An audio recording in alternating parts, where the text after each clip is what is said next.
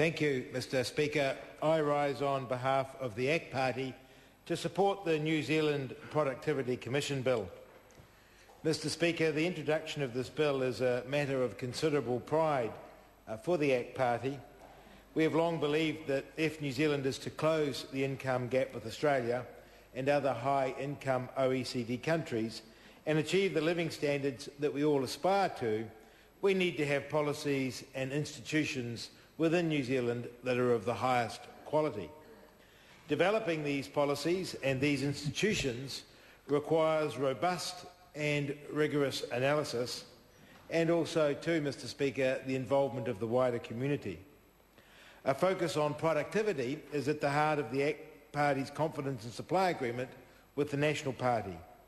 The 2025 Task Force was asked to advise the Government on how New Zealand could work to close the gap with Australia and also to measure the progress towards achieving that objective. But to get to grips with these issues, we need a detailed examination of the structure and performance of various sectors of our economy and the institutions within which they operate. That is why we made the exploration of the concept of a New Zealand Productivity Commission a key objective in our confidence and supply agreement with the National Party. We saw the great work the Australian Productivity Commission had completed across the Tasman, and we saw a clear gap in New Zealand's public sector.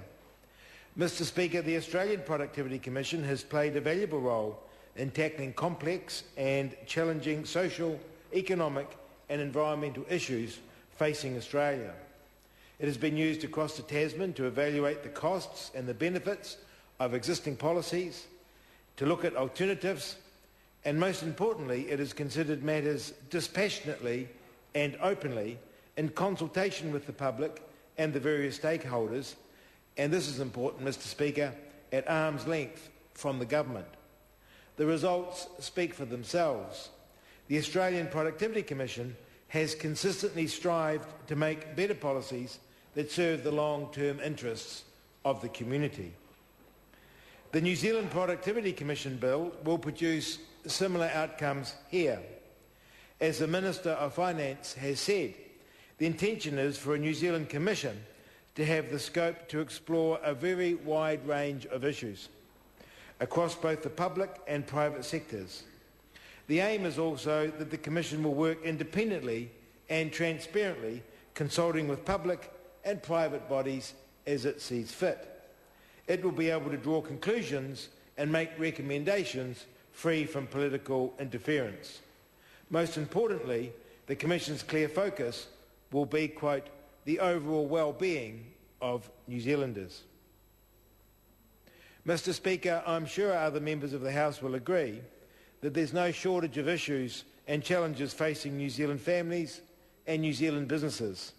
This House will always be the preeminent body for deciding how we as a community respond to these challenges, and the establishment of the Productivity Commission will give this House an additional stream of advice.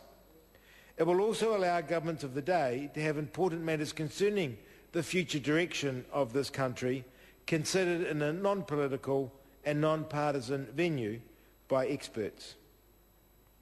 In working towards the New Zealand Productivity Commission, I've had the pleasure of meeting the chair of the the New Zealand Productivity Commission, Mr Gary Banks, who offered for us some key insights. To be useful, the Commission should focus on those issues of public policy that ministers believe would be of most assistance to the government of the day.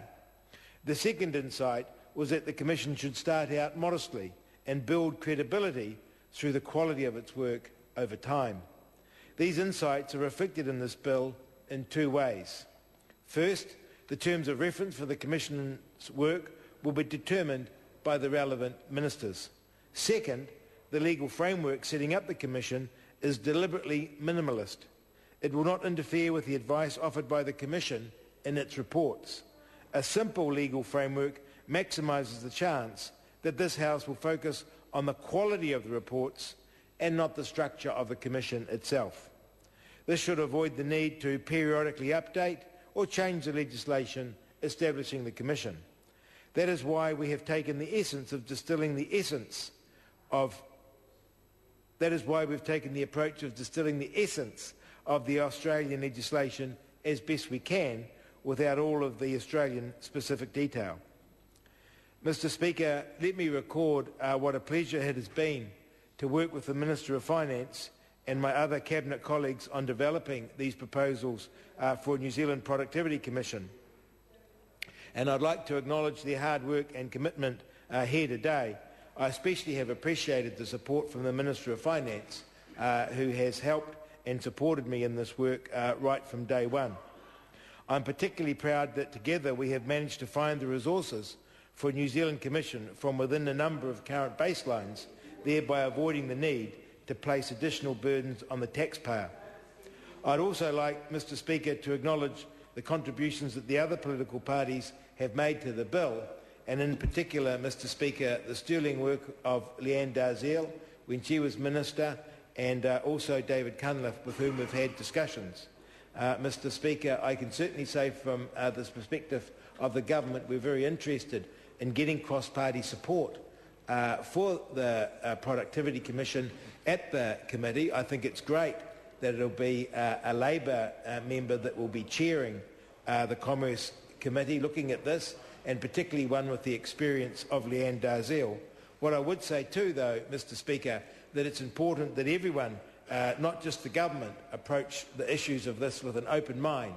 And I hope too that the Labor Party will be listening to the submissions that are made genuinely and openly, so that we, on behalf of the country, can get the very best result for New Zealand. Thank you, Mr. Speaker.